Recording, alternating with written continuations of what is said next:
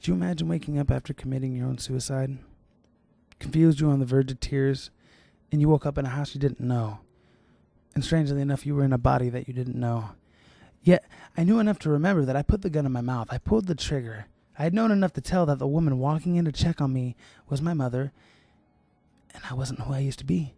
It was an opportune moment for a vital answer, though. I could only ask who I was at the time. I had no knowledge of my name, no knowledge of my whereabouts, and sadly no memory of why I had even killed myself. But here I was all the same, and I had to make the best of it. Years after painful, excruciating years had passed. So slow.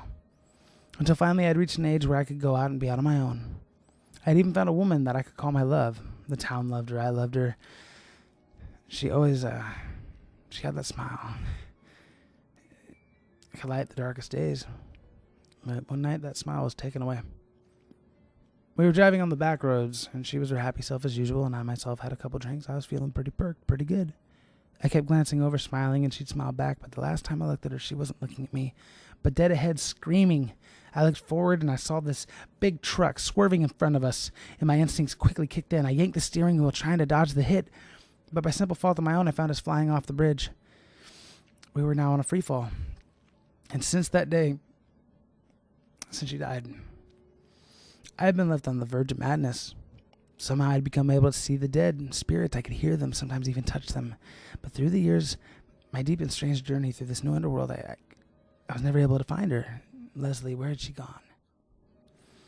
The town, they had really loved her, but, they blamed me for her death. And I even spent a year in prison because of the high alcohol content in my blood. And the more they blamed me, the more I got harassed and eventually ran out of town, and I had to find refuge within a ghost town not far from the city itself. And ironically, it was strange because it was a haven of actual ghosts that accepted me in their dwellings. Anyways, though, I'm Losic Vibe, and this is my story.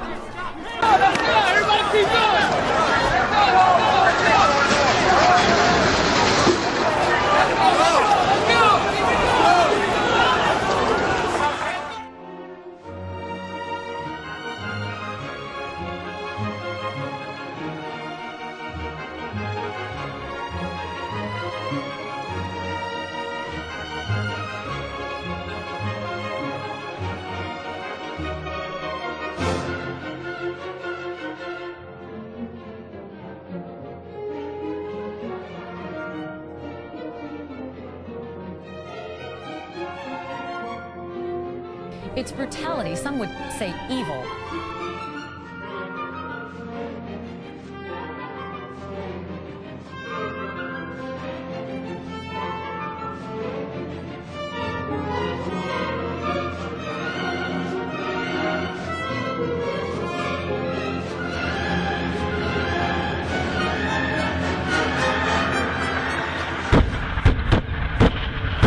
And I heard, as it were, the noise of thunder. One of the four beasts saying, "Come and see." And I saw, and behold, a white horse